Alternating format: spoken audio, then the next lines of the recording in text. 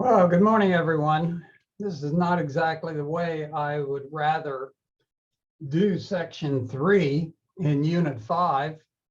To be brutally honest with you, I'd much rather be in the classroom and maybe reward everyone who arrived by not wearing a mask. Wouldn't that be wonderful? But anyway, the powers to be have said that we've got to do it this way. So let's get started. I'm going to go through all the notes that I would ordinarily be going through, and I'll do them on my pad here, and hopefully this will work and you won't have a problem with following what's going on. All right, so we talked briefly in the first couple sections about the natural logarithm function. So the natural logarithm function ln of x has a understood base of e, where e is that mystical number 2.718, goes on and on forever, never stops, never repeats. It's very similar to pi, which is 3.14159, which goes on forever and ever, never stops, never repeats. Very famous numbers, both of those, but E is the one that really captures our attention in the last couple of weeks of our course. So we know that the natural logarithm function and the power function, y equals e to the x, and the natural log of x equals y, these are inverses of each other. Inverses, let's talk about inverses. For instance, f of x equals x plus 3, and f inverse of x, that's not a negative exponent, it's just a notation. F inverse of x is x minus 3. These are inverse functions of each other, just like these two are here. In other words, if you put 5 into this one, you get 5 plus 3, or 8. If you then put the 8 over in here, you have 8 minus 3, and you are back to 5. The exact same thing works in this up here. Suppose we put 5 into this one. We would have e to the 5th.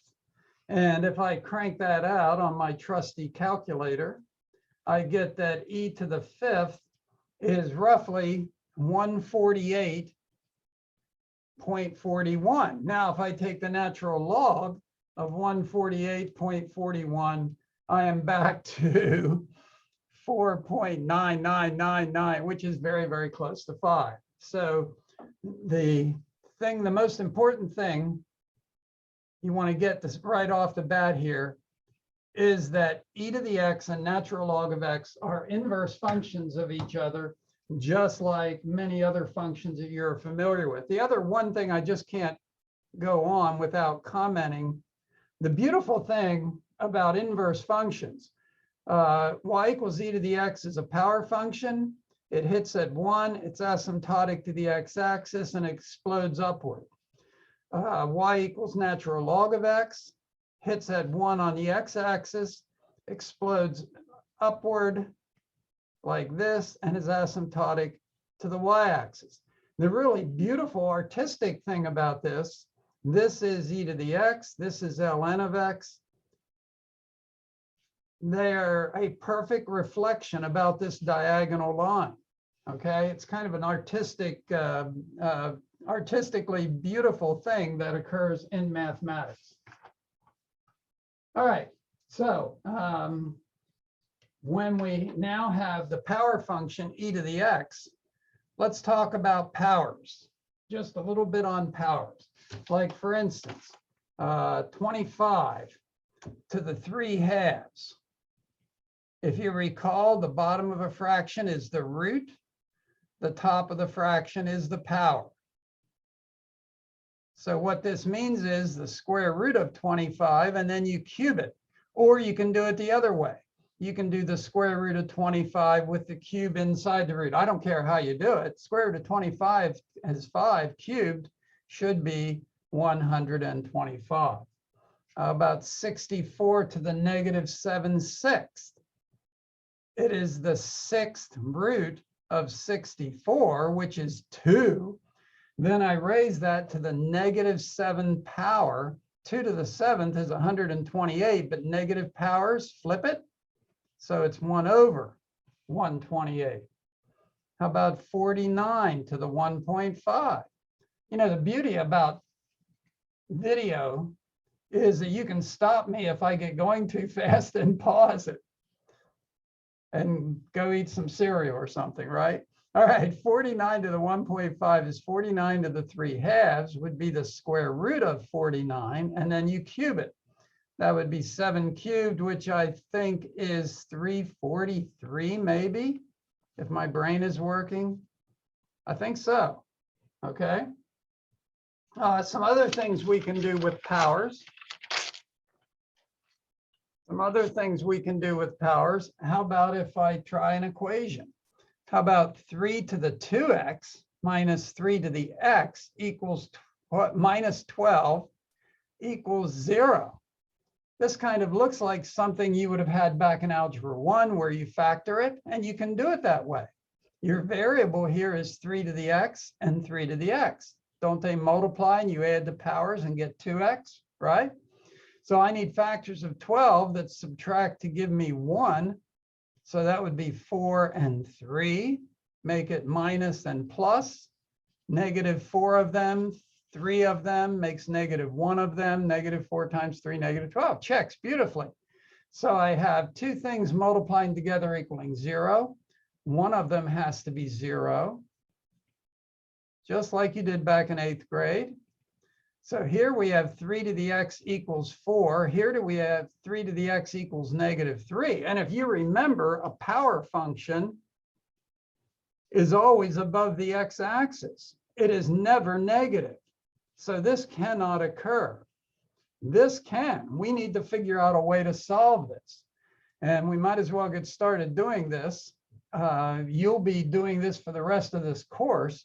The easiest way to solve an equation when a variable's in a power is take the natural log of both sides, okay?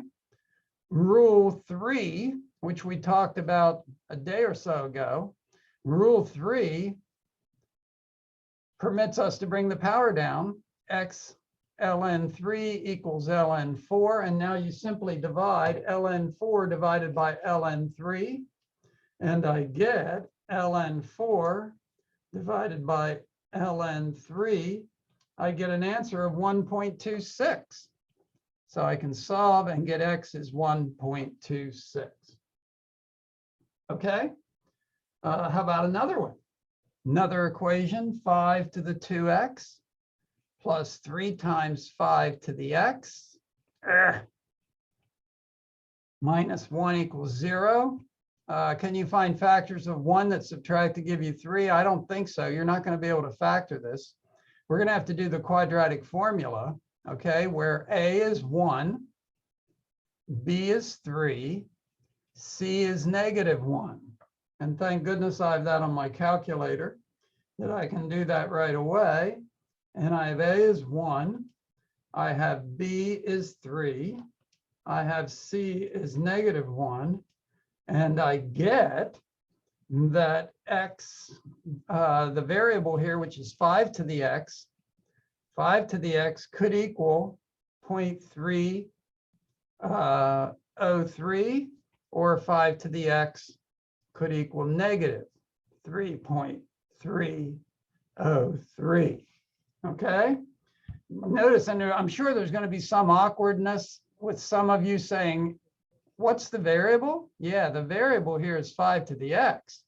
When you square it to get what appears to be a quadratic equation, the 5 to the x is your variable. Now, we've got to solve just like we did back here. A power of 5 cannot be negative, so that one's out. ln of both sides. Bring your power down. And 3.03. Now, wait a second. It's 0.303, pardon me. 0.303. Trying to do too much here in a small space, okay? So I need the natural log of 0.303, divided by the natural log of 5, and I get negative, x is negative 0.742, okay? All right, let me just pause here a second.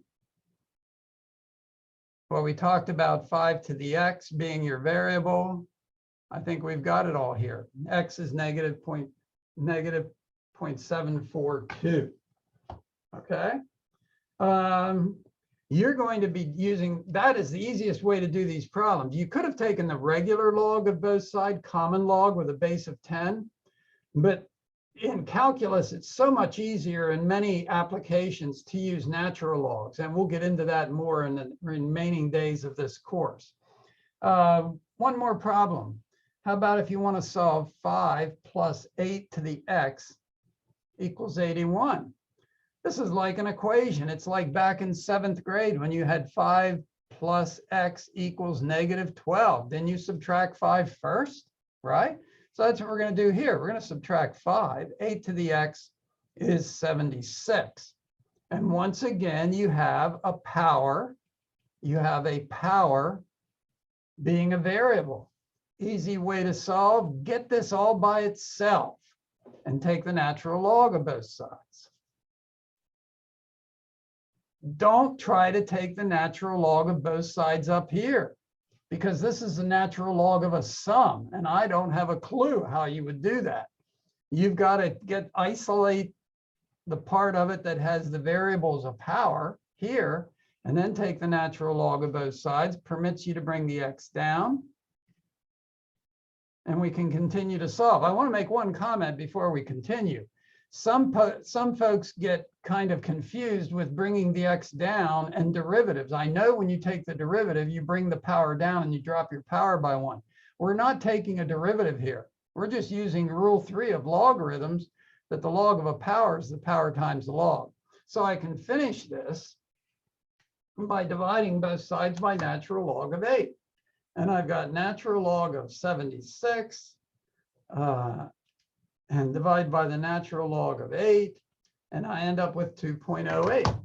So your answer to this problem is 2.08, okay? All right, moving on to bigger and better things.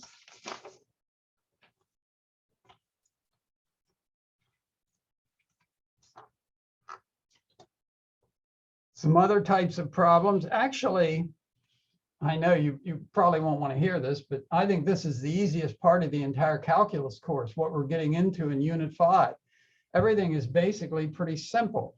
How about e to the ln of 5 equals what? You got to remember a logarithm is an exponent, right?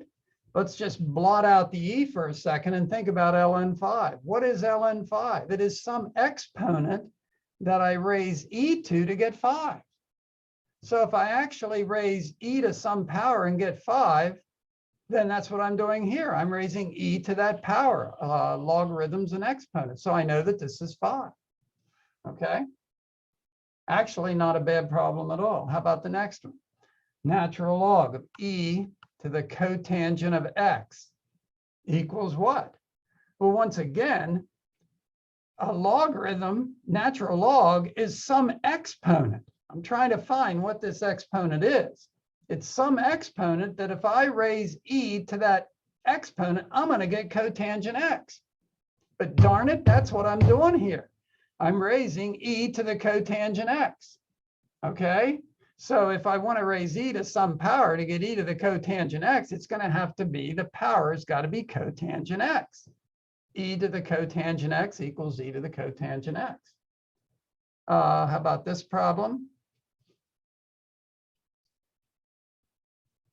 Okay, you have a variable as a power. And how many times have I said it so far in this session?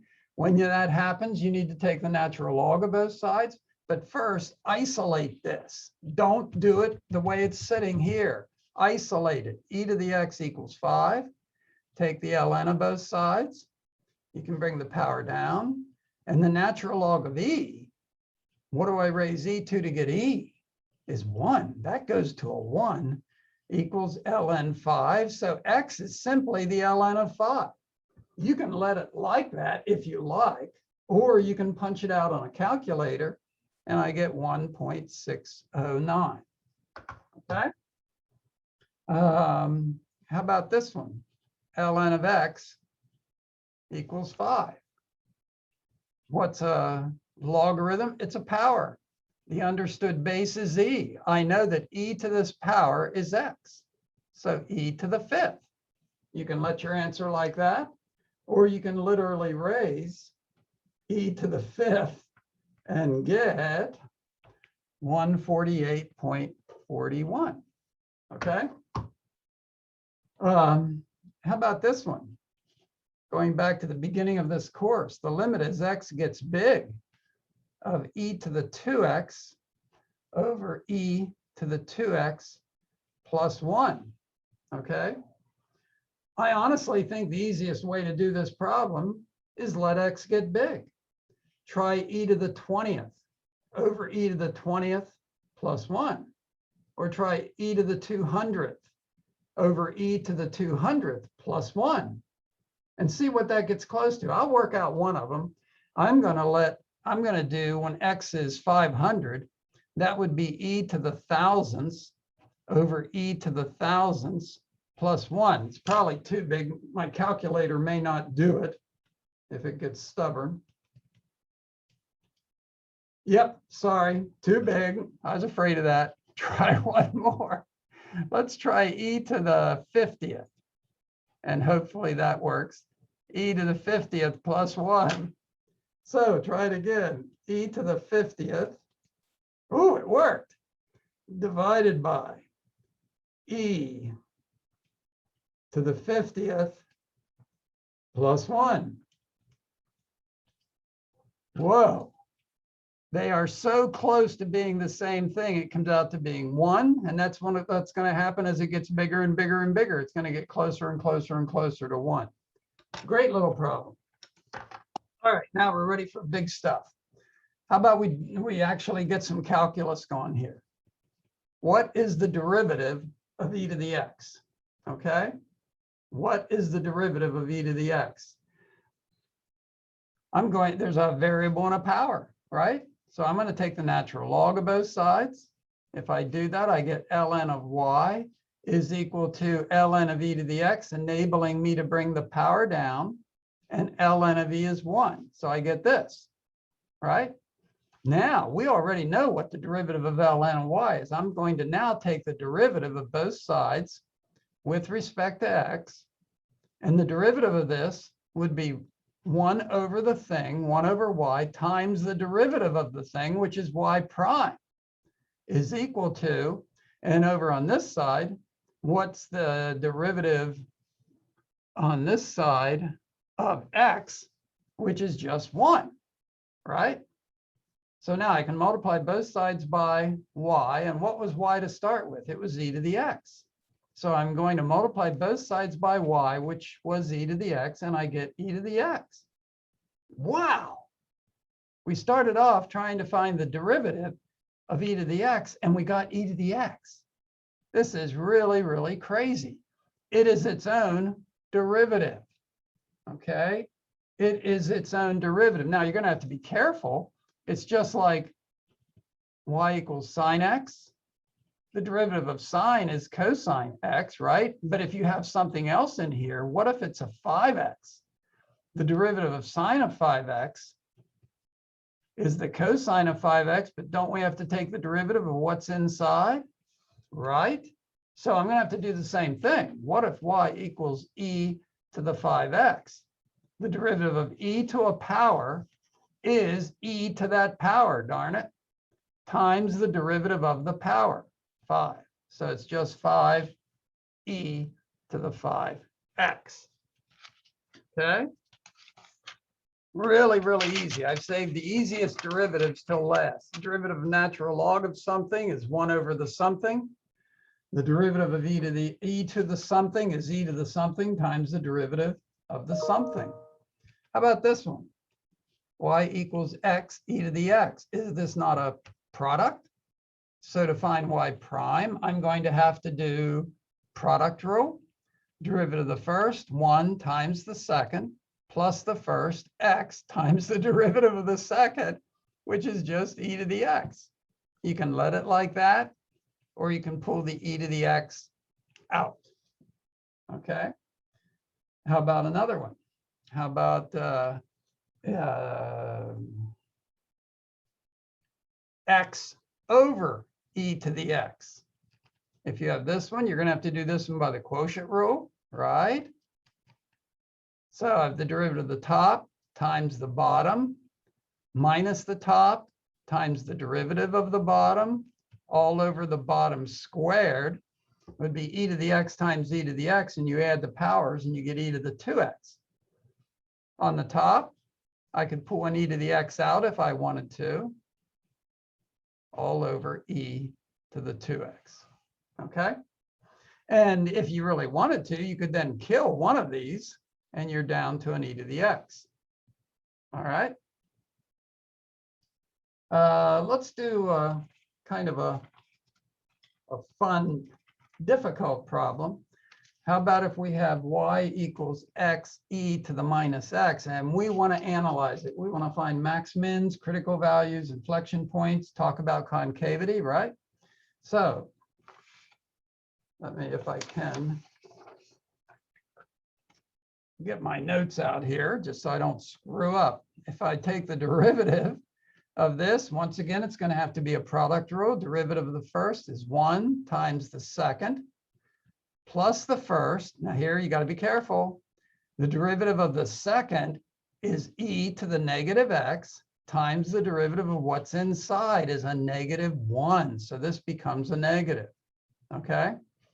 Now we set the derivative equal to 0 to find critical values. I can pull out an e to the negative x. And what am I left with?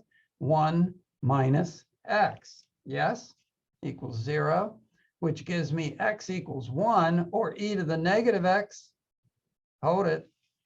Power function, never below the x-axis, never hits the x-axis. E to the negative x cannot equal 0. So that's out. So my only critical value is 1. I'll just very quickly show you what I did here to check that. Remember how to check? How to check your critical values to see if they produce maxes or mins. F prime of 0, I got a positive result. I got a negative result here when I put 1 back into the original, which was right here. 1 into the original, I got 0.368. So since it's going up, down, this is a local max. Okay? So you can do your increasing and decreasing intervals. Negative infinity to 1 should be going up, and 1 to positive infinity should be going down. Yes? All right, how about the second derivative? So here is, right here is the first derivative, or down here. I don't really care which way you do it. We could do this. We're just going to use the product rule. Derivative of this, we've been through this before, is a e to the negative x times the derivative of what's inside is a negative times the second, 1 minus x, plus the first, e to the minus x, times the derivative of the second is simply a -1. Yes? Okay. So I can pull out an e to the negative x again. I'm even going to pull out a negative e to the minus x. Factor that out. And I'm left with a 1 minus x and a +1 over here when I factor that out, because I'm taking the negative and that out. So it's +1, +1. Okay. So I'm up to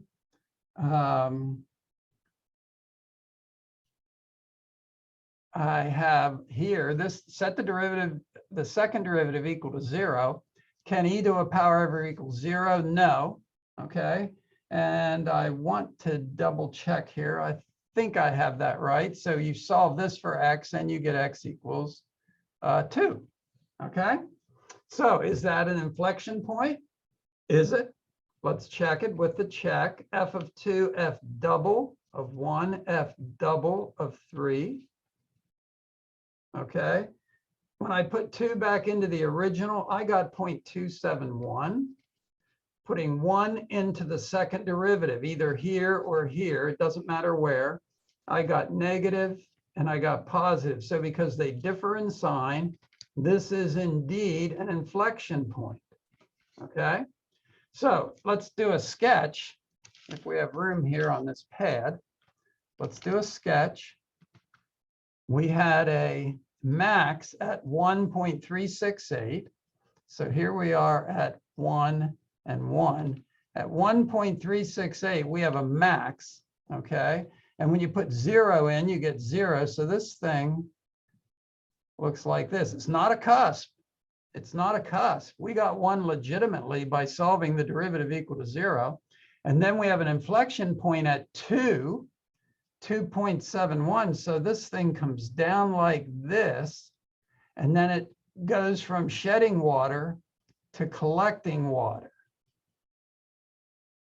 Okay, so there's a crude sketch of it, and you can see that it's concave down here. See that?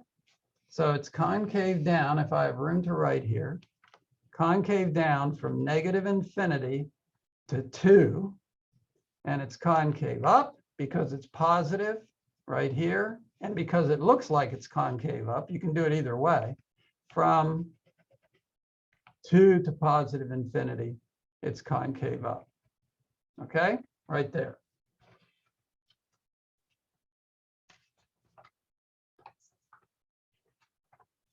One more problem, and then we'll call it quits, is suppose you have a bacterial culture or a COVID virus growing in your body, and the function of how many, what is the weight in milligrams of the bacteria or the virus after T hours. So T is hours, F of T is milligrams for the weight of the virus. Okay, here's your formula, 1.5, 1 plus 0.5 e to the minus 0.3 T. Okay. Find the initial weight of the bacteria, part A. Initial weight, you need to stick T equal to 0 when you're starting the experiment. E to the 0 power is 1, right? Anything to the 0 power is 1. So you have 1.5 on the bottom and 1.4 on the top, and you can simply divide those to get the initial weight of the culture. B, what's the weight after an hour? If I put a 1 in there, I have 1.4 over 1 plus 0.5 e to the negative 0.3, yes? Okay, so maybe I ought to crank that out. And if you have your calculator there, you may want to do that. So I have, I'm going to start down on the bottom. I've got e to a power. I've got e to the negative 0.3. And I get that answer. I take it times 0.5. I get that answer. And I add 1. And that works out to be about 1.37. So then you just take 1.5 divided by 1.37. You take 1.4 divided by 1.37, and I end up with about 1.02 milligrams after 1 hour for the weight of the bacteria or the virus. I do the same thing in part C for the weight after 10 hours. Simply punch the 10 in for T, okay, and work it out. That one's easy. Find the weight as T approaches infinity. Wow. As T approaches infinity, what happens to e to a negative power? As T approaches infinity, think about this. Isn't this e to bigger and bigger negative numbers? So we're going down this part of the power curve, down here, this part of, as E would approach negative infinity, because of the negative sign, this goes to 0, okay? This is going to go to 0. The e to the power goes to 0. It's asymptotic. Times that, you end up with 1.4 over 1. So as t gets bigger, this is the weight of it is going to get closer and closer to 1.4. It's as if the perfect conditions to grow are being surpassed by the population, and some of the virus or bacteria is dying out. Okay, so it's 1.4.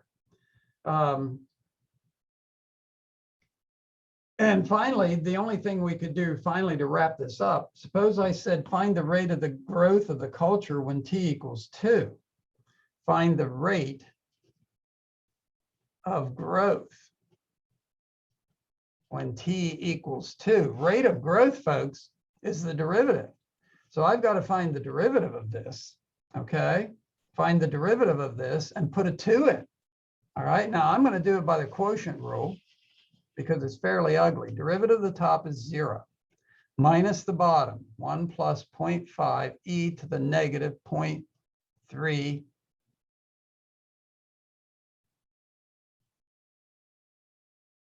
t. Hold on, hold everything. It's the top times the derivative of the bottom. Pardon me, it's been a while since I've done a quotient rule. The derivative of the first times the second is 0, because the derivative of the top is 0. So that goes to 0. Minus the top, which is 1.4, okay? So it's 1.4 times the derivative of the bottom. Now, the derivative of the bottom, whenever you go to find the derivative of the bottom here, the 1 goes away, okay? And we have 0.5 e to the negative 0.3 t, okay? Times the derivative of what's inside. The derivative of what's inside here is times a negative 0.3, yes? Okay. And so we're going to end up with negative 0.15 when you take and multiply those, e to the negative 0.3 t, okay? And then times 1.4 for the top times the derivative of the bottom, okay? All over the bottom squared, 1 plus 0.5 e to the minus 6, e to the minus 0.3 t. I'm getting ahead of myself, quantity squared. Okay, now all you got to do is put a 2 in. Put a 2 in there, put a 2 in there, and work out your answer. If my answer is correct, I got the rate of growth is 0.1 milligrams per hour, okay?